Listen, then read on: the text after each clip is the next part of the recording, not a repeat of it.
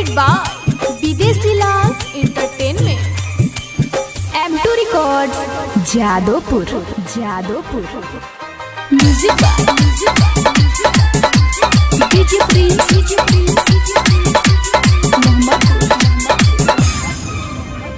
सुनिए बाबा हमर देह टूटतावे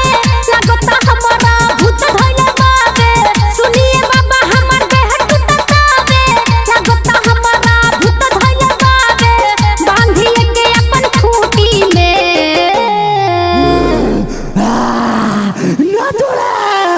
ना छोड़े बोलती बोलनी चाहिए एक मुर्गा के अंडा तब छोड़े ए बुची आ जोई हो तू रात में भूत झारम अपना खूंटी में ए बुची आ जोई हो तू रात में भूत झारम अपना खूंटी में सुनिए बाबा हमर देह टूटतावे लागता हमरा भूत धइले बावे सुनिए बाबा हमर देह टूटतावे लागता हमरा भूत धइले बावे बांधिए के अपन खूंटी में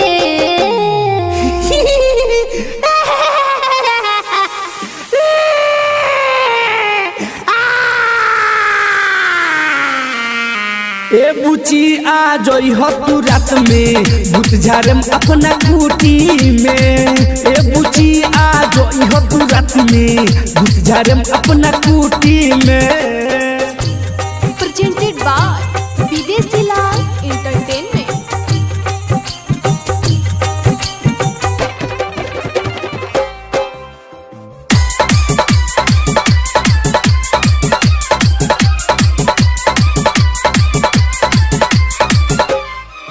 हमर फुटल बा करम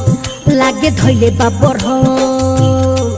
हमर फुटल बा करम लागे धइले बा बरहम हमर असही कटी जिंदगिया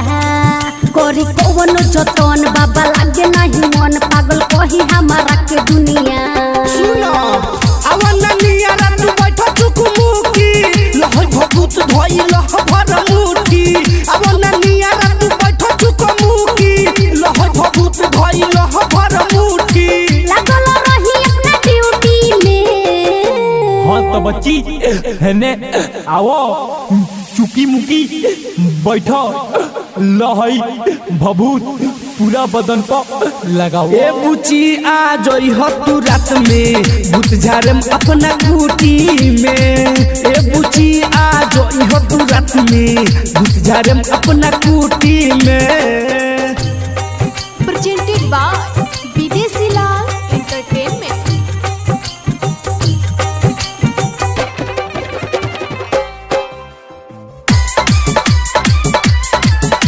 M2 रिकॉर्ड्स जादोपुर करतावे बड़ी तो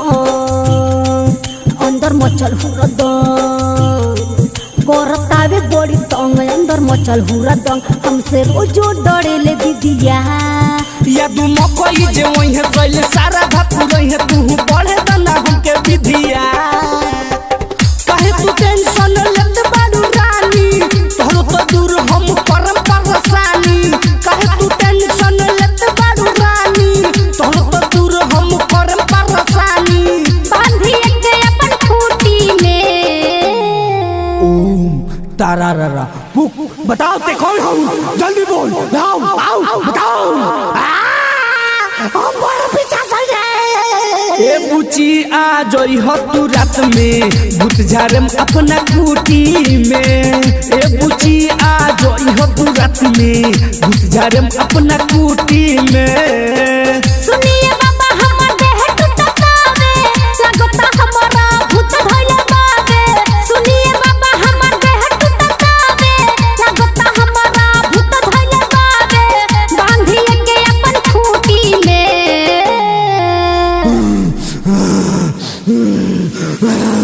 अरे बसवारी में क्या करे गोड़ लसियो अरे अपने राती के क्या करे गोड़ लसियो